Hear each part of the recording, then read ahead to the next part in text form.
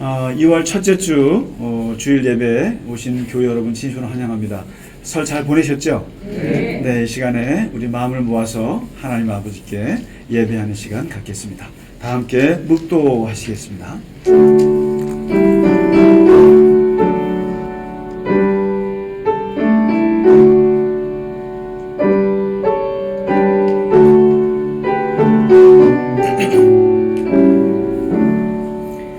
너희 모든 나라들아 여호와를 찬양하며 너희 모든 백성들아 그를 찬송할지어다. 우리에게 향하신 여호와의 인자하심이 크시고 여호와의 진실하심이 영원하미로다. 할렐루야.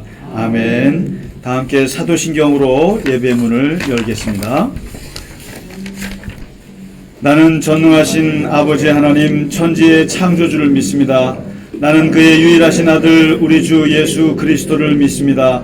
그는 성령으로 잉태되어 동정녀 마리아에게서 나시고 본디오 빌라도에게 고난을 받아 십자가에 못 박혀 죽으시고 장사된 지 사흘 만에 죽은 자 가운데서 다시 살아나셨으며 하늘에 오르시어 전능하신 아버지 하나님 우편에 앉아 계시다가 거기로부터 살아있는 자와 죽은 자를 심판하러 오십니다. 나는 성령을 믿으며 거룩한 공교회와 성도의 교제와 죄를 용서받는 것과 몸의 부활과 영생을 믿습니다. 아멘.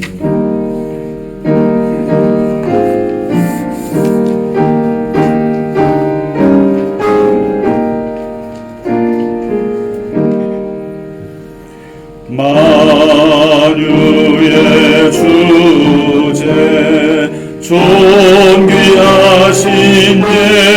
예수 사람이 되신 하나님 나 사모하여 영원히 섬김 내 영광 되신 주로다.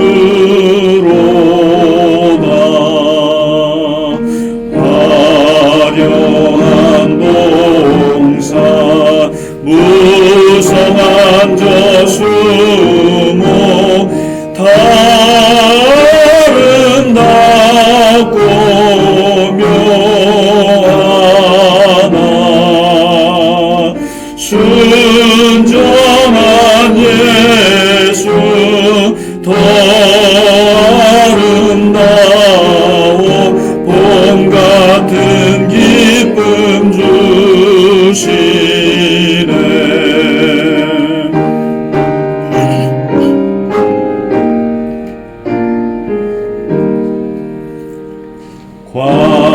광명한 해와 명랑한 저 달빛 수많은 별들 빛나나 주 예수 빛은 더 찬란하여 참 비교할 수 없도다.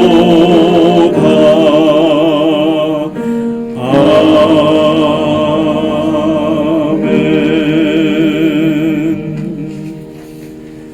성시교도 교동문 73번 이사야 65장의 말씀이 되겠습니다. 보라, 내가 새 하늘과 새 땅을 창조하나니 너희는 내가 창조하는 것으로 말미암아 보라, 내가 예루살렘을 즐거운 성으로 창조하며 그 백성을 기쁨으로 삼고 우는 소리와 부르짖는 소리가 그 가운데서 다시는 들리지 아니할 것이며 사자가 소처럼 짚을 먹을 것이며 뱀은 흙을 양식으로 삼을 것이니 나의 성산에서는 해함도 없겠고 상함도 없으리라. 여호와께서 말씀하시니라. 아멘.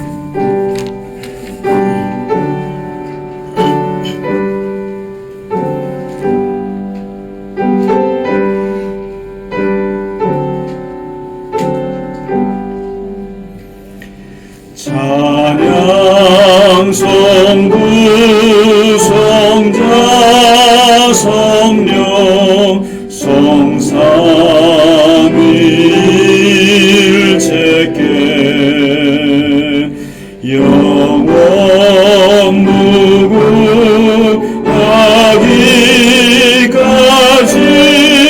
영광을 돌리세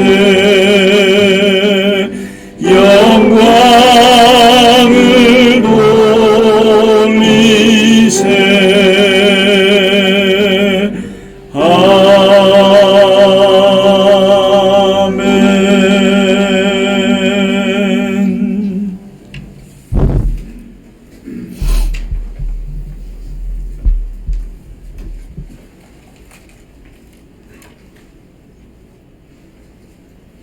사랑의 하나님 아버지, 저희를 택하사 갈릴리 겨자나무 교회를 세우시고 주일마다 예배를 드릴 수 있게 하시니 진실로 감사합니다. 새해 예배를 드린 것이 어제 같았는데 벌써 2월 첫 주가 되었습니다. 이제 곧 얼음이 풀리고 땅속에서 씨앗들이 삭을 틔우고 꽃을 피울 준비를 하듯이 코로나로 어둡고 우울한 날을 보내는 지구촌 모든 사람들이 이 고난을 이겨내고 일상의 삶으로 돌아갈 수 있도록 하나님 아버지 긍휼을 베풀어 주시옵소서. 아버지, 우리는 한없이 미련하고 우둔하여 허점투성인 삶을 살아가고 있음을 고백합니다. 그럼에도 항상 우리들의 삶에 함께 계시고 동행하여 주시고 저희를 있는 모습 그대로를 받아주시니 감사하고 감사합니다. 이제 겨자나무 교회가 잘 자라고 있사오니 그 숲 그늘에 지친 영혼들이 위로를 받고 겸손히 이웃을 섬기며 약한 자를 도우며 이웃을 사랑하게 하여 주시옵소서. 앞으로 대통령 선거가 있사온데 우리나라를 사랑하사 진실로 순전하고 나라를 사랑하며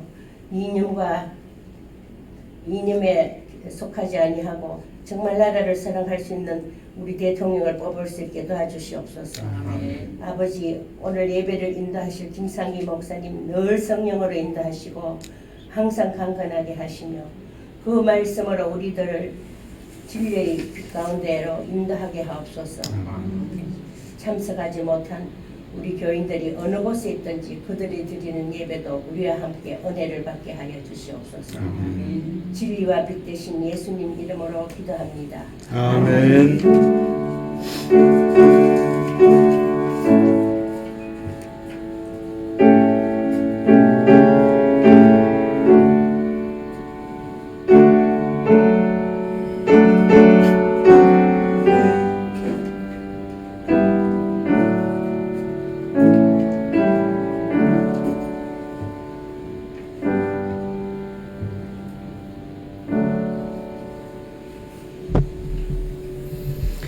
네, 찬송가 135장 함께 하겠습니다. 어저께나 오늘이나.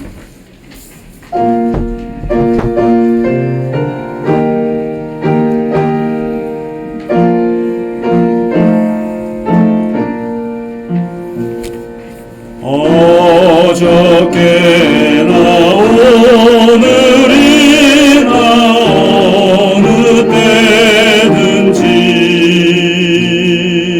영원토록 변함없는 거룩한 말씀 믿고 순종하는 이의 생명 되시며 한량없이 아름답고 기쁜 말일세. 어저께나 오늘이나 영원 무궁히 한결같은 주 예수께 찬양합시다. 세상 지나고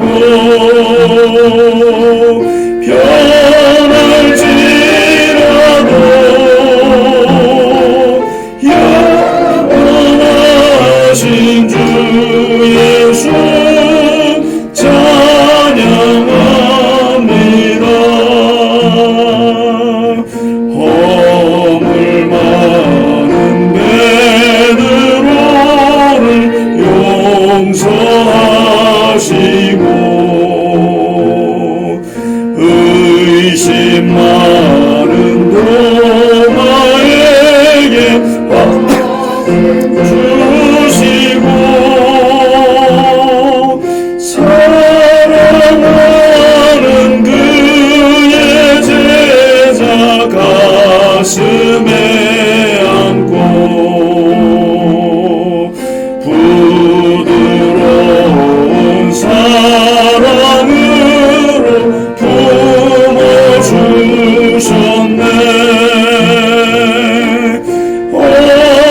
어저께나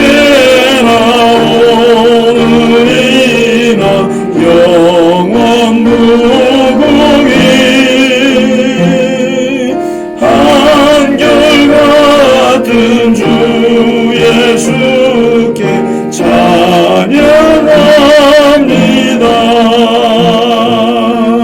세상 지나고 변할지라도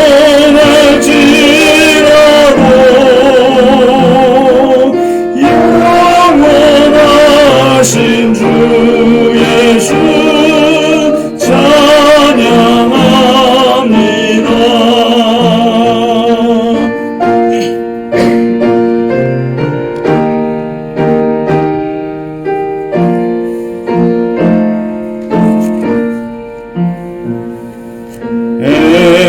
엠마오로 행하시던 주님 오늘도 한결같이 우리 곁에 함께 계시고 우리들을 영접하러 다시 오실 때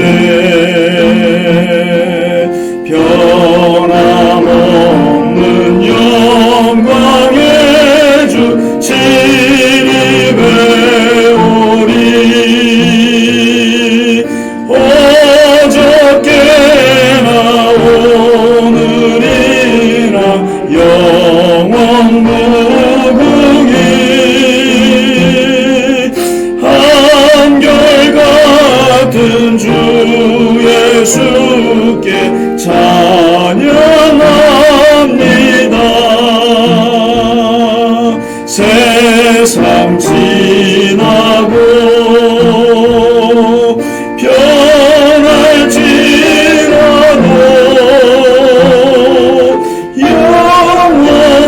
영원하신 주 예수 찬양합니다.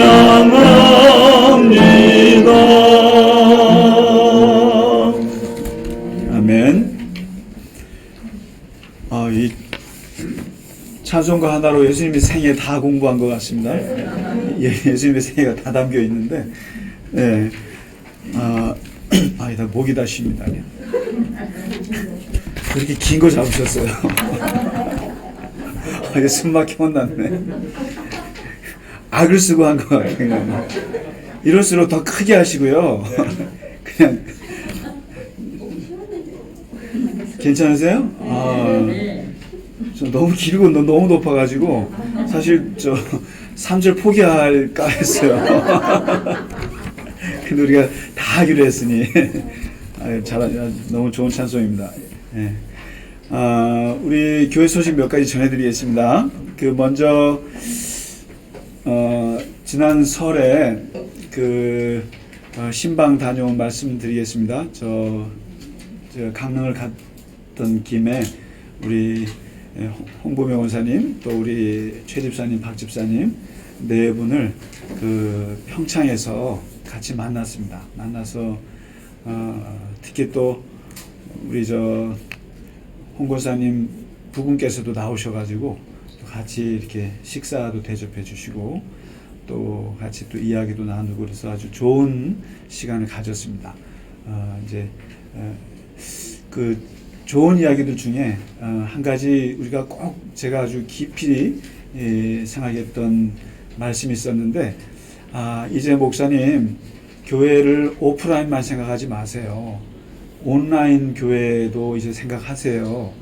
멀리 떨어져 있어서 영상으로 보시는 분들도 교인으로 생각을 하시고 그렇게 하셔야 됩니다. 근데 거기에 제가 망치에 맞은 듯한 그런 이제 새로운 시대를 교회도 생각을 하셔야 합니다. 그래서 이제 이렇게 말할 때 여기에만 계신 분들에게 말하지 말고 이게 화면 좀 보고 얘기하세요. 그러시면 제가 굉장히 이게 어색하거든요. 이게 뭐 방송 카메라 앞에 참 힘들어하는데 여기 보시는 여기 계신 분들은 우리가 한 20-30명 모이지만 또 영상으로 드리는 분까지 하면 300명 넘는 분들이 예배를 드리시는 거죠.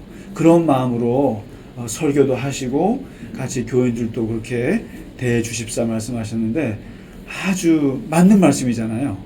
그래서 우리 갈릴리 겨자나무 교회 교인분들이 몇 분이시라고요? 300명입니다. 우리가 2년도 안 돼서 300명이 넘은 거예요. 그렇게 생각하시고 온라인 교회, 오프라인 교회 모든 교회 다 교인이라고 하는 걸 그걸 알게 해주셨고 또 앞으로 교회는 또 그렇게 가야 할 것 같고요. 그래서 사실은 저희가 지금 필요한 게 작은 스튜디오 사무실이 있습니다만 이게 영상을 송출할 수 있는 그런 스튜디오를 제가 이제 얘기를 했더니 사실은 어떤 분이 지난주에 헌금을 크게 해주셨어요. 그때 그거 하시라고 그리고 부족하면 또 달라고 하라고 그러는데 부족하죠 여전히. 그래서 우리가 이게 영상으로 또 이 온라인으로 하는 이 시스템을 작은 교회지만 조금씩 알차게 갖춰가야 되지 않는가. 저도 좀 이렇게 화장도 좀 하고 그 카메라 앞에 서는 훈련도 좀 해야 되지 않나 뭐 이런 생각도 해보고 그렇습니다. 그래서 왜냐하면 오늘부로 또 3만 명이 넘었어요. 코로나 확진자가 10,000명이 넘어가니까 사실 저희 지금 따로 살고 있는 저희 딸도 걸렸어요. 그러니까 가족이 걸리니까 벌써 저도 느낌이 다르고요. 그래서 가족 그냥 이렇게 먹을 거 갖다 놓고 그냥 얼른 도망오고 이제 이러는데 이제 마지막 오미크론 저거잖아요. 그래서 어떻게 보면 뭐 이제 끝물이라 팬데믹이 이제 엔데믹으로 갈 거다라고 하는 끝물인데 끝물이라고 해서 걸리면은 그게 코로나가 아닌 게 아니지 않습니까? 여전히 격리돼야 되고 여전히 그 치료 받아야 되고 아주 번거롭습니다. 그래서 정말 지금 뭐 10만 명까지 간다는데 조심하고 최대한 그래서 제가 요즘에 떠오르는 팔복의 한 말씀을 패러디한 게 있어요. 집에 있는 자는 복이 있나니 저희가 코로나에 걸리지 아니할 것이요. 아멘?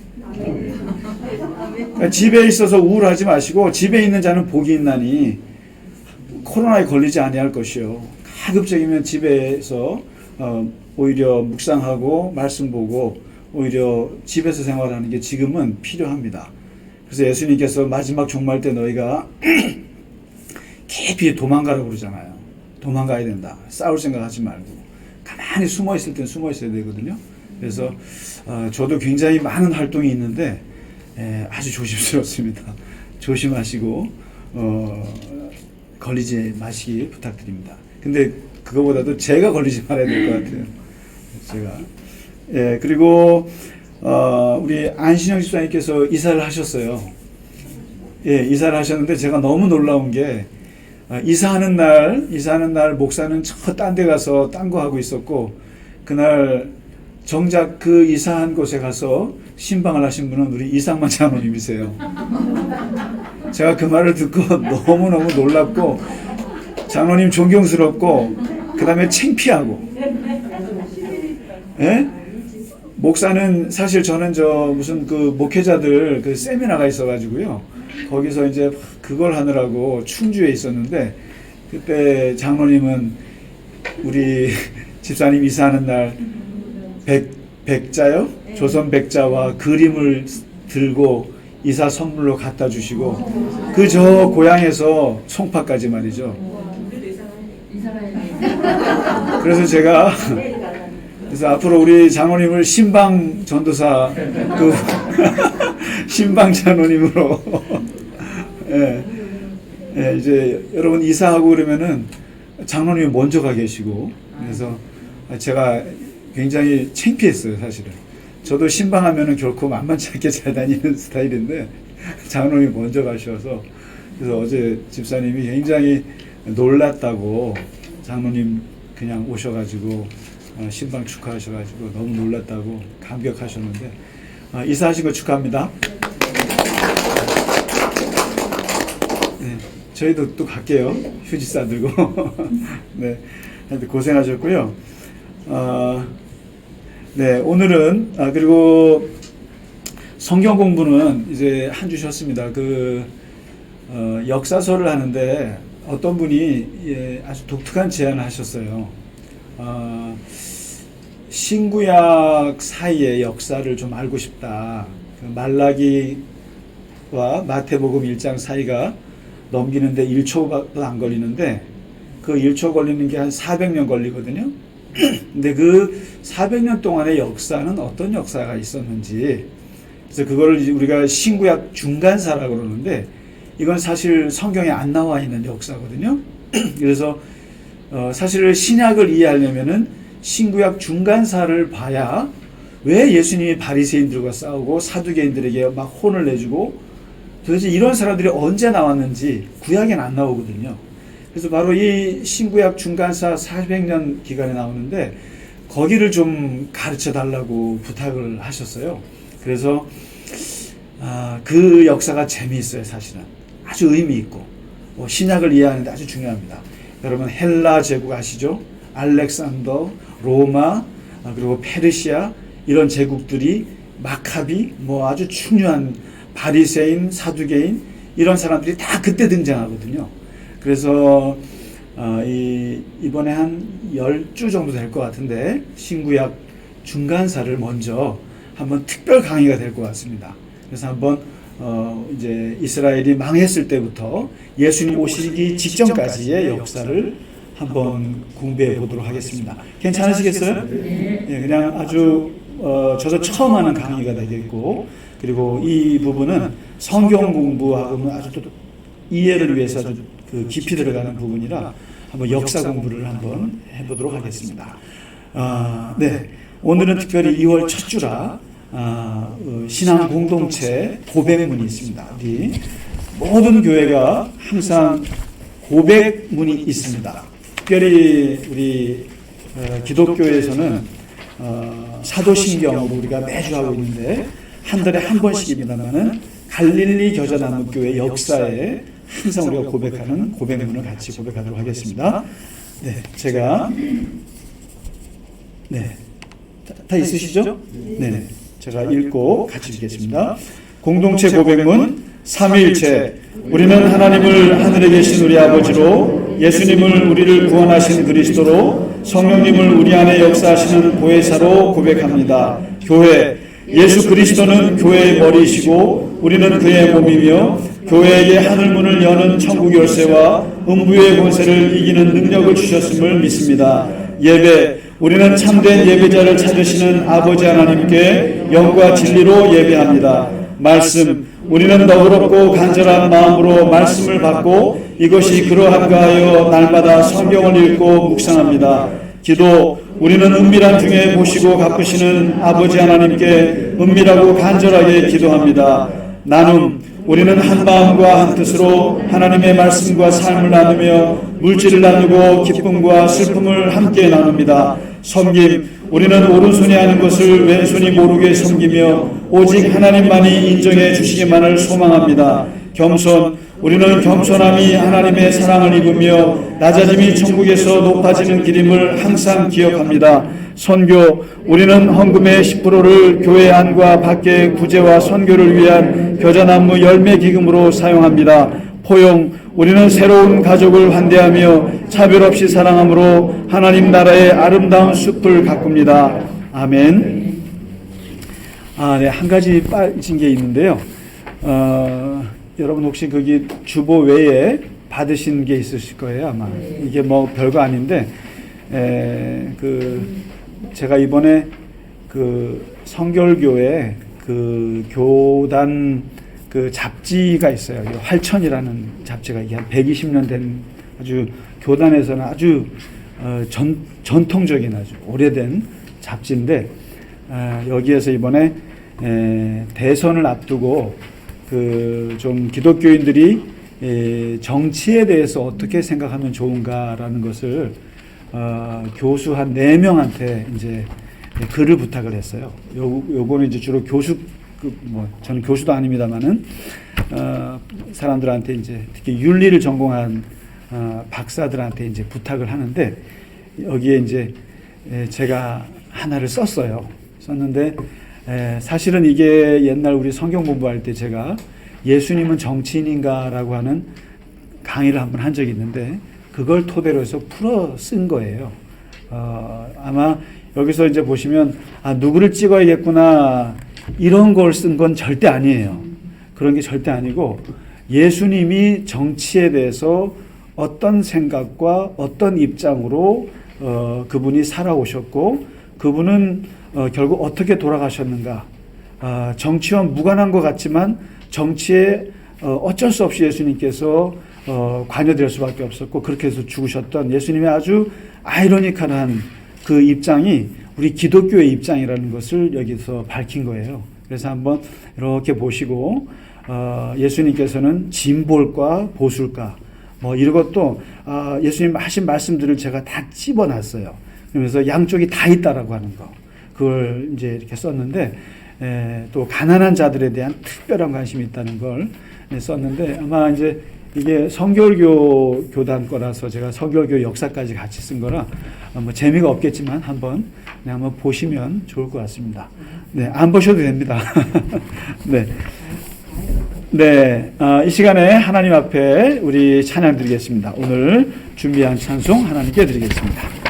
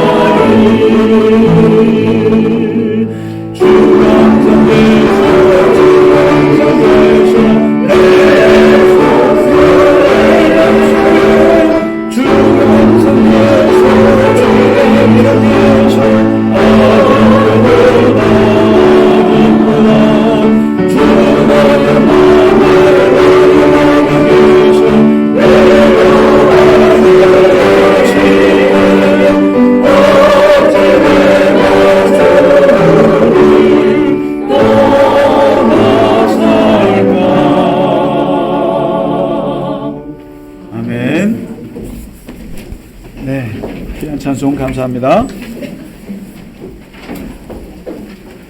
오늘 우리에게 주신 하나님 말씀은 누가복음 2장이 되겠습니다. 2장.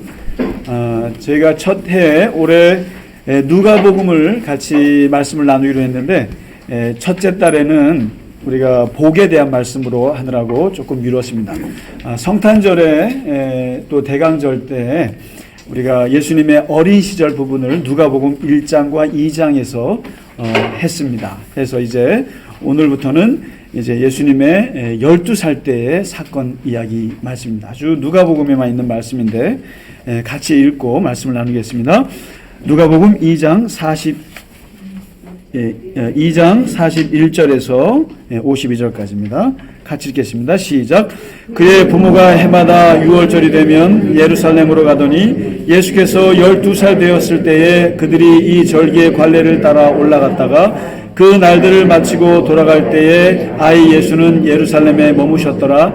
그 부모는 이를 알지 못하고 동행 중에 있는 줄로 생각하고 하룻길을 간 후 친족과 아는 자 중에서 찾되 만나지 못함에 찾으면서 예루살렘에 돌아갔더니 사흘 후에 성전에서 만난즉 그가 선생들 중에 앉으사 그들에게 듣기도 하시며 묻기도 하시니 듣는 자가 다 그 지혜와 대답을 놀랍게 여기더라. 그의 부모가 보고 놀라며 그의 어머니는 이르되 아이야 어찌하여 우리에게 이렇게 하였느냐. 보라 내 아버지와 내가 근심하여 너를 찾았노라. 예수께서 이르시되 어찌하여 나를 찾으셨나이까. 내가 아버지 집에 있어야 될 줄을 알지 못하셨나이까 하니 그 부모가 그가 하신 말씀을 깨닫지 못하더라. 예수께서 함께 내려가사 나사렛에 이르러 순종하여 받드시더라. 그 어머니는 이 모든 말을 마음에 두니라. 예수는 지혜와 키가 자라가며 하나님과 사람에게 더욱 사랑스러워 가시더라. 아멘. 오늘 읽으신 이 누가복음의 12살 때의 예수님의 요 사건이 없었으면은 아마도 예수님의 어린 시절은 성경에 기록이 전혀 없었을 거예요. 특별히 예수님의 태어날 때의 이야기는 마태복음하고 누가복음밖에 없어요. 그리고 마가복음이나 요한복음은 예수님이 30살 때부터 바로 공생애만 다루고 있어요. 특히 마가복음은 1년 정도 예수님의 인생을 다루고 있고 요한복음은 3년 정도 그것만 다루는데 유일하게 어린 시절이 있는 게 마태 누가인데 특별히 누가복음에 오늘 12살 때 요 이야기가 없었으면은 예수님은 마치 태어났을 때 하고 나이 30 그래서 이제 아마 30년 동안에 한 24, 5년 정도 그러니까 30년 정도의 기간이 없어요. 그래서 생겨난 이상한 설이 뭐냐면 예수님은 젊었을 때 어느 대학을 나왔을까? 어느 초등학교를 나왔을까? 공부는 잘했을까? 못했을까? 가족은 몇 명일까?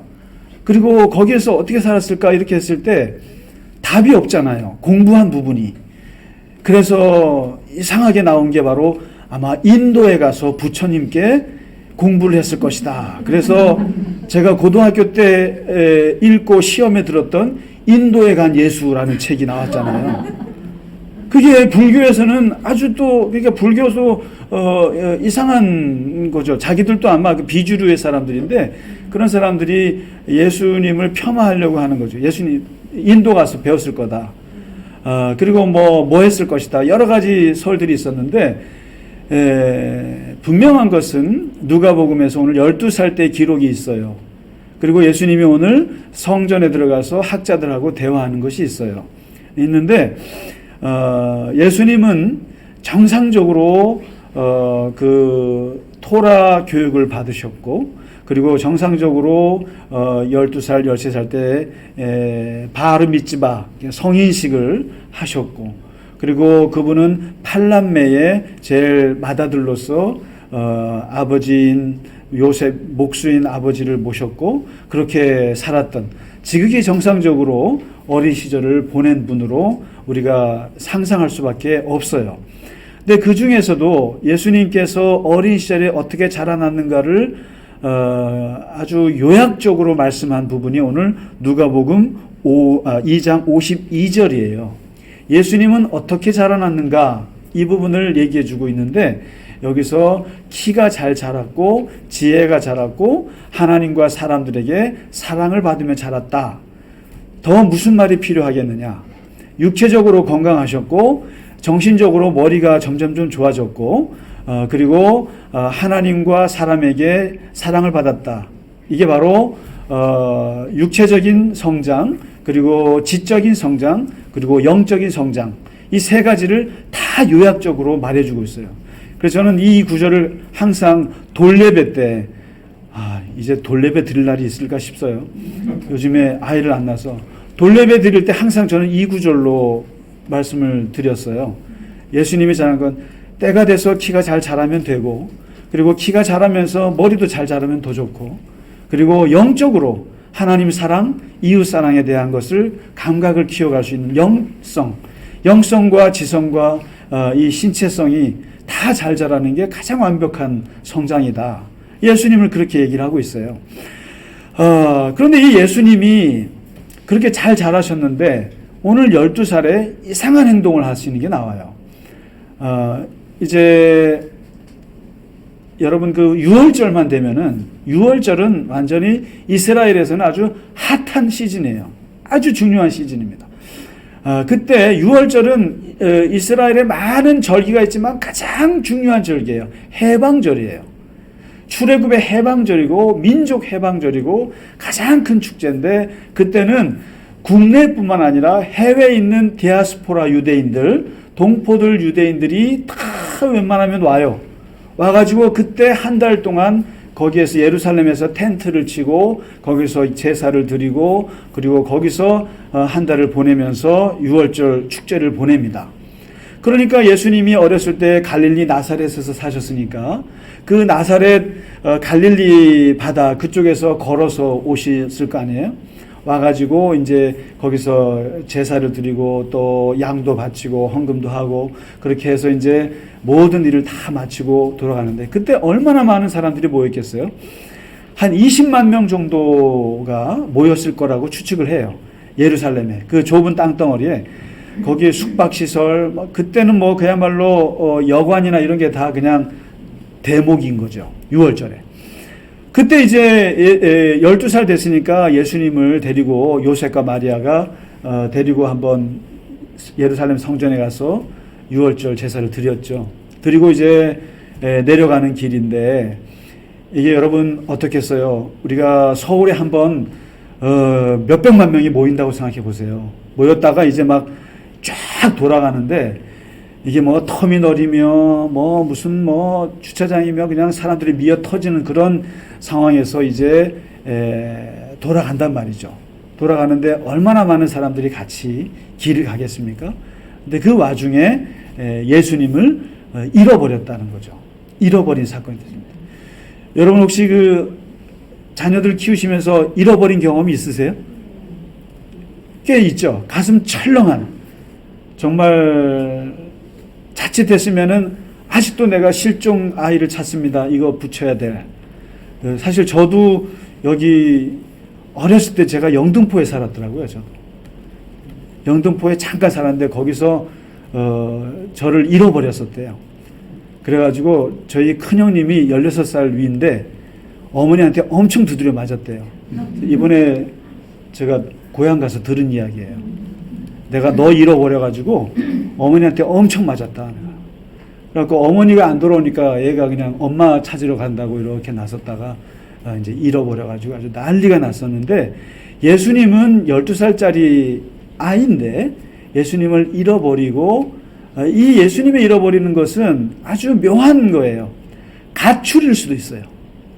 저같이 3살 때 잃어버리는 것은 실종인데 12살이기 때문에 이것은 가출이라고 봐야 될지 헷갈리는 대목이에요. 근데 예수님께서 어쨌든 사라지셨어요. 사라지셨고 3일 동안을 예수님을 찾는 이 해프닝이 벌어지는데, 여기 44절에 보시면 재밌는 오늘 제목이에요.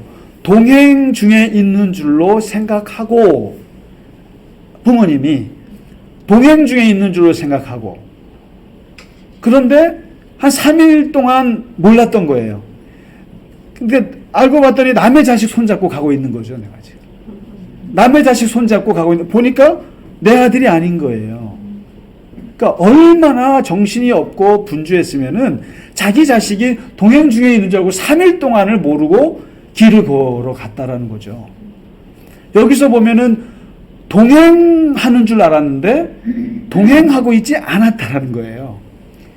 이 말씀이 사실상 오늘 우리에게 주시는 말씀으로 굉장히 정확하게 우리에게 찝어주는 말씀 중에 하나예요. 우리는 예수님과 동행하는 줄로 생각했는데 사실상 예수님은 안 계시는 거예요. 특히 우리가 나중에 하나님 나라에 갔을 때, 천국 갔을 때 하나님과 동행하는 줄 알았는데 알고 봤더니 하나님하고 동행하지 않았던 거예요. 이거 제일 억울한 거죠. 실제로 요 44절에 있는 이 말씀을 예수님께서 비슷한 비유를 많이 하셨어요.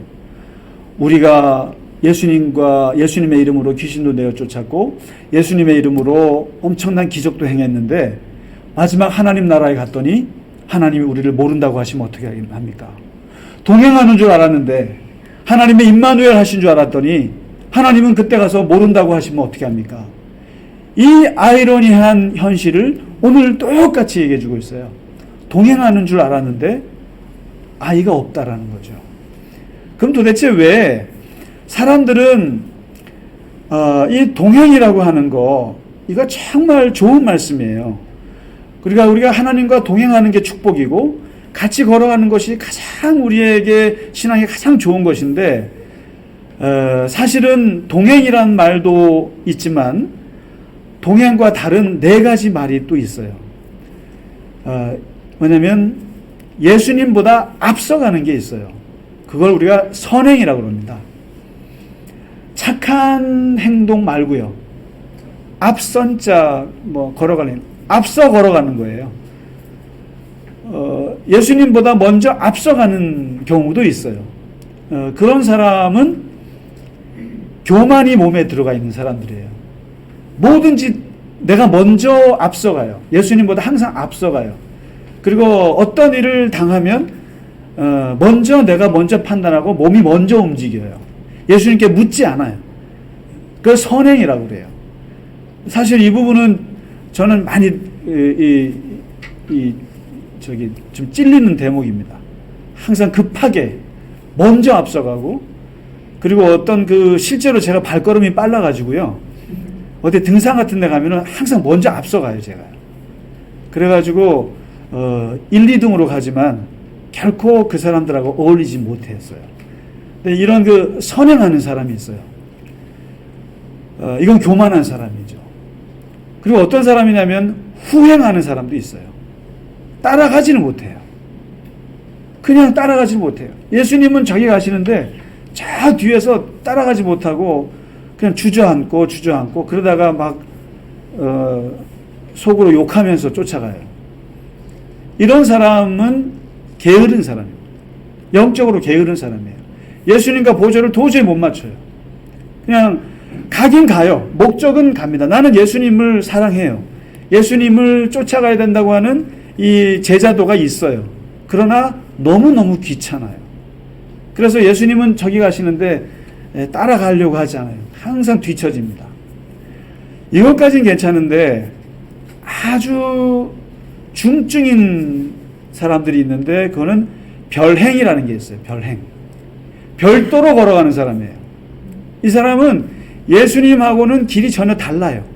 그래도 선행이나 후행은 길은 같아요.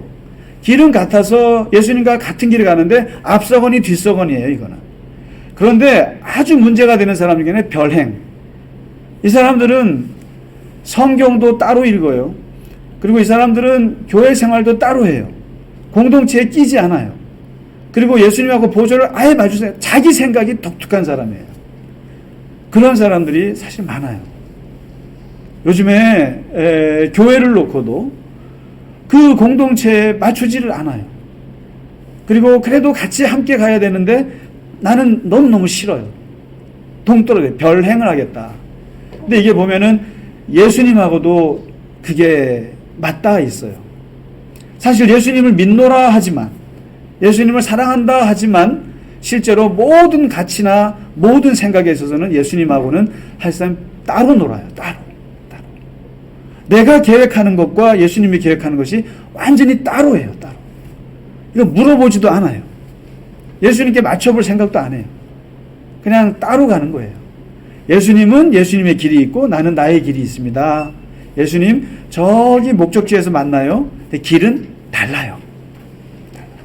이 별행하는 사람들이 있어요.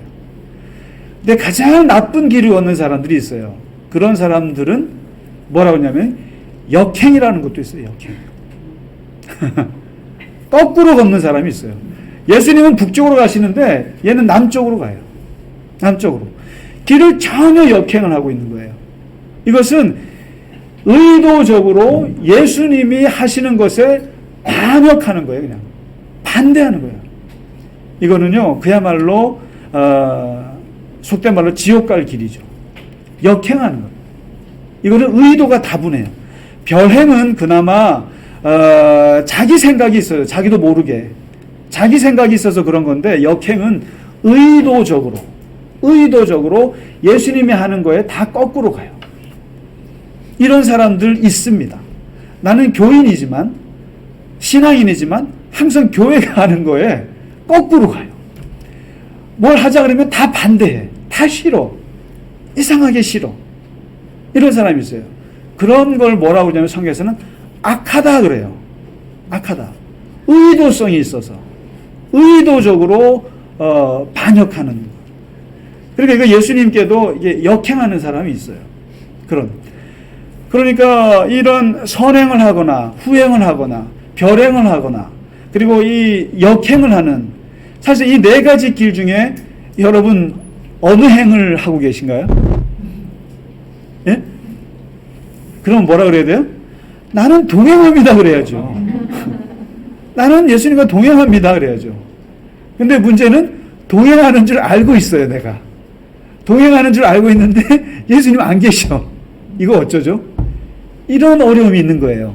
지금 이 요셉과 마리아가 당면한 딜레마가 그거예요. 동행하는 줄 알고 있었다는 거예요. 나는 선행하지도 않았고 후행하지도 않았고 별행, 역행은 말도 안 되고, 그런데 동행하는 줄 알았는데 안 계셔요. 그럼 도대체 동행하지 못하는 이유가 뭘까?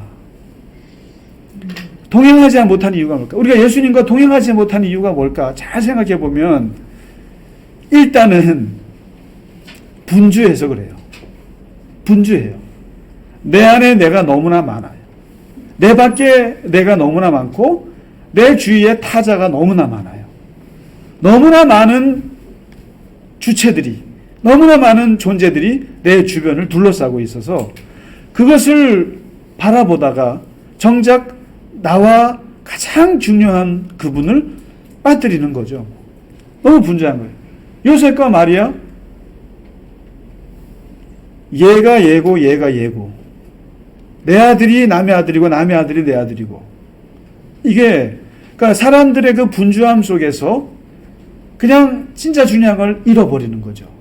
그래서 오늘날 사회가 되게 위험하다고 하는 게, 우상숭배, 여러분 무슨 저 절에 가갖고 우상숭배한다고 가서 불태우고 그럴 필요 하나도 없어요. 우상은 아주 우리 핸드폰에 있어요. 사실은 핸드폰에 있고, 우상은 사실 아주 가까운 곳에 있고, 아주 분주한 많은 대상들 속에서 우상이 다 있는 거거든요.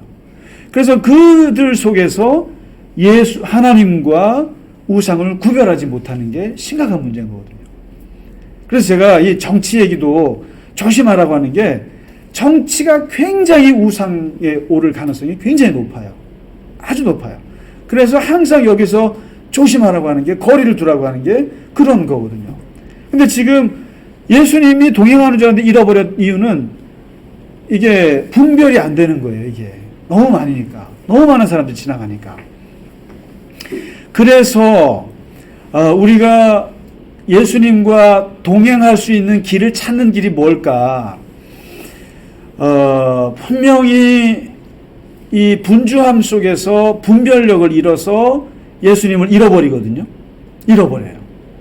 그 다음에 뭐 이런저런 일들로 인한 걸로, 사람으로 인해서, 또 여러 가지 사건으로 인해서, 또 내 마음의 욕심들로 인해서, 욕심이 너무 많아서 예수님을 잃어버리는데, 그러면 도대체 동행할 수 있는, 내가 동행한다고 하는 그 길이 뭘까?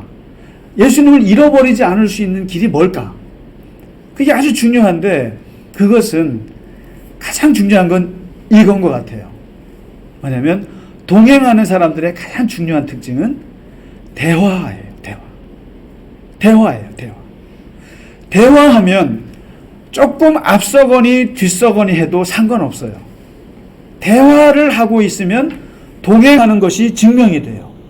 대화하는 한 그분이 나를 떠날 수가 없어요. 그렇지 않습니까? 아니, 등산을 하는데 대화하면서 가는데 그 사람을 잃어버려요?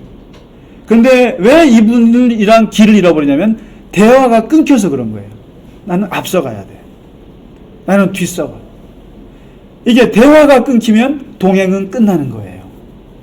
바로 이 부모님이 예수님을 잃어버린 결정적인 이유는 아들과 대화를 하지 않았던 거예요. 아니, 그렇지 않습니까?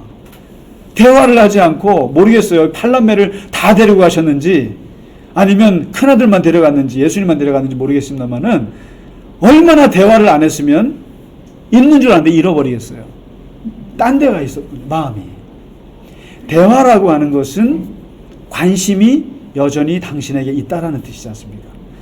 그러니까 그래서 우리가 예수님과 동행합니다라고 할 때는 다른 것이 없습니다.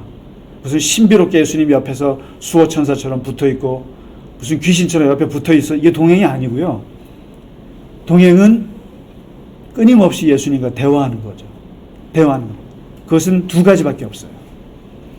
대화라고 하는 것은 두 가지밖에. 우리끼리 대화하는 것은 식당에서도 대화하고 전화로도 대화하고 카톡으로도 대화하고 하는 것이 있지만, 예수님과 대화하는 것은 카톡으로는 안 되지 않습니까? 하나님과 대화하는 것은 전화로는 안 되잖아요.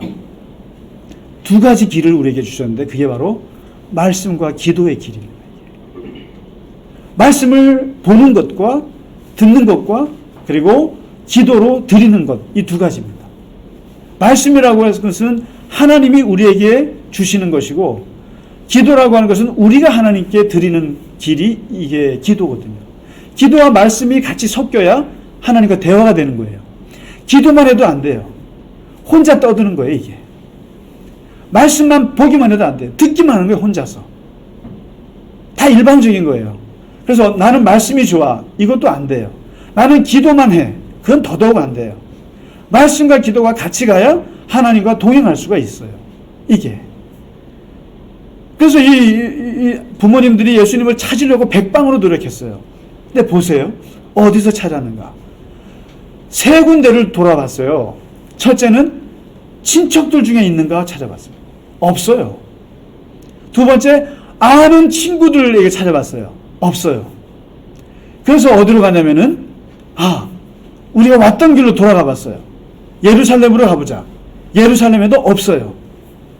마지막 찾은 곳이 어디입니까? 예루살렘의 성전에서 찾았어요. 이게 아주 의미가 있는 말씀이에요.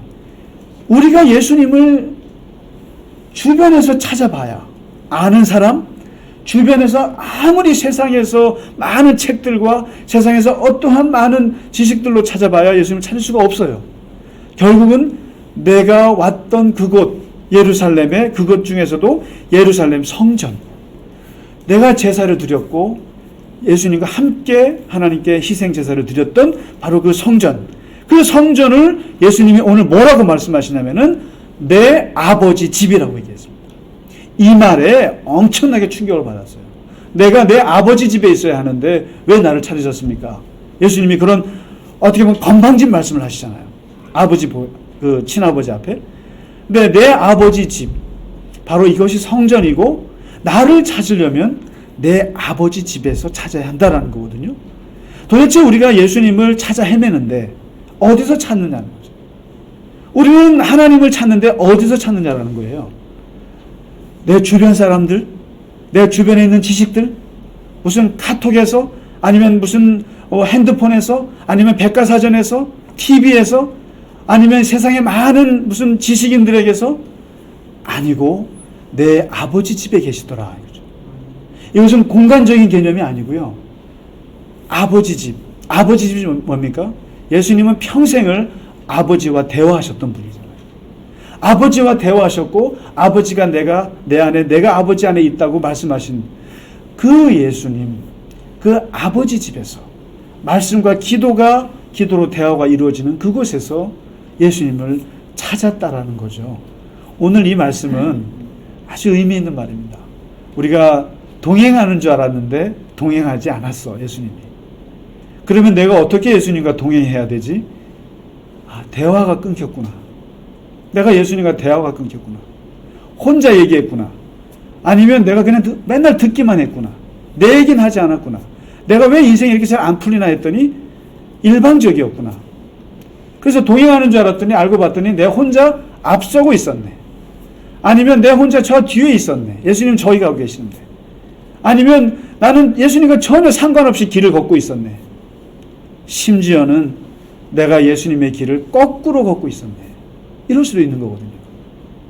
그래서 오늘 한 해 예수님과 우리가 동행하는 삶을 살았으면 너무 좋겠습니다. 저도 그렇고 여러분도 그렇고. 그러기 위해서는 예수님과 개인적으로 대화가 많았으면 좋겠습니다. 말씀과 기도의 대화. 그래서 끊임없이. 그래서 여러분, 우리가 엠마오로 가는 제자들에게 예수님이 이렇게 나타났잖아요. 근데 그 나타났을 때 보면은 언제 나타났냐면은 이 제자들이 예수님 이야기를 할 때 나타나셨어요. 여러분, 누구나 자기 얘기를 누군가 하면 기분 좋습니다. 물론 나쁜 얘기하면 기분 나쁘지만. 그래서 우리가 추모하라는 게 돌아가신 부모님을 이야기하잖아요. 그러면 그때 그 자리에 부모님의 영이 온다라는 거예요. 바로 우리가 기도라는 게 똑같습니다. 우리가 모여서 예수님 이야기를 하고 모여서 하나님이 이야기를 하는 그곳에 하나님이 임재하신다고요. 자꾸만 하나님 얘기를 하세요. 자꾸만 예수님 이야기를 하시라고요. 그러면 그곳에 하나님이 동행하시는 거예요. 다른 거 아니에요. 우리가 가면서 장로님 얘기를 자꾸 해요. 장로님이 그걸 많이 들었어요. 그럼 장로님이 그 자리에 오세요. 그렇죠, 장로님.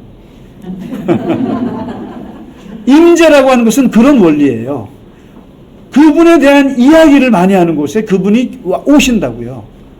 동행이라고 하는 것은 대화고 그분의 이름을 부르는 것이에요. 기도라고 하는 것은 주님의 이름을 부르는 곳이에요. 부르는 곳에 주님이 오세요. 귀신도 오는데 죽은 영혼도 오는 판에 살아계신 우주의 만물의 창조자이신 하나님께서 안 오시겠어요?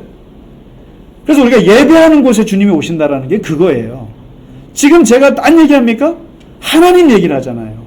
주님 얘기를 하고 있고 우리가 주님의 얘기를 하잖아요. 그럼 주님이 우리에게 오시는 거예요.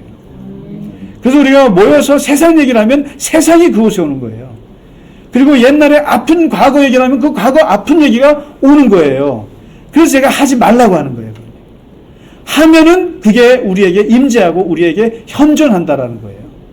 그러니까 우리는 하나님의 이름을 부르고 예수님의 이름을 부르고 그분의 이야기를 하면 할수록 거기에는 성령이 충만하고 하나님의 임재가 충만한 것이죠. 그래서 우리가 하나님과 동행할 수 있고 하나님이 우리 안에 함께 우리가 하나님 안에 계시는 거죠.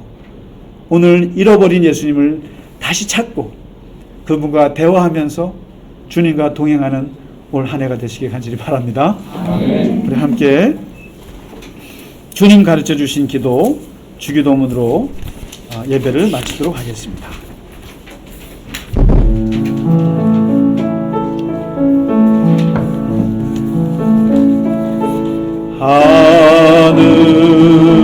하늘에 계신 아버지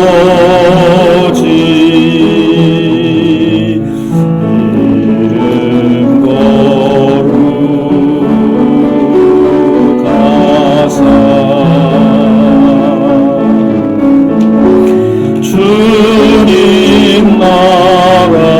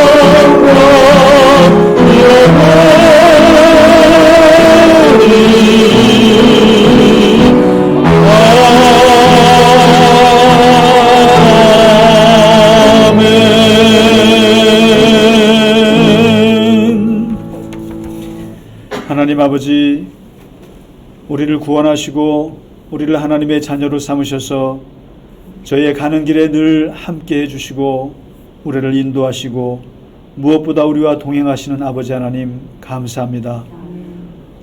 오늘 요셉과 마리아가 예수님과 동행하는 줄 알았으나 잃어버렸던 것처럼 우리가 주님과의 대화가 끊겨서 말씀과 기도의 교제가 없어서 우리가 주님과 함께 동행하는 줄로 착각하지 않게 하시고 늘 우리가 주님과 동행하며 함께 길을 걸어가며 주님이 우리 안에 계시고 우리가 주님 안에서 주님의 뜻 가운데서 우리의 길을 걸어갈 수 있도록 하나님 저희와 함께하여 주시옵소서.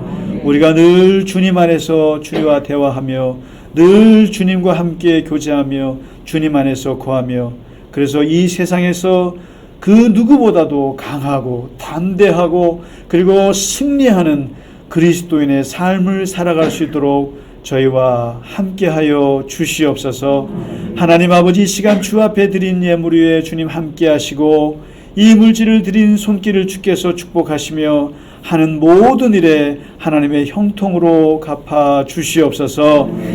이제는 우리 주 예수 그리스도의 크신 은혜와 하나님 아버지의 지극하신 사랑과 성령의 감화 감동 위로 교통하심이 오늘 주 앞에 예배하고 세상 가운데서 주와 동행하기를 간절히 원하는 모든 갈릴리 겨자나무 교회 교우들과 또 우리 영상으로 함께하는 우리의 모든 교우들과 우리 형제 자매들 머리 위에 이제로부터 영원까지 함께 하시기를 간절히 축원하옵나이다. 아멘.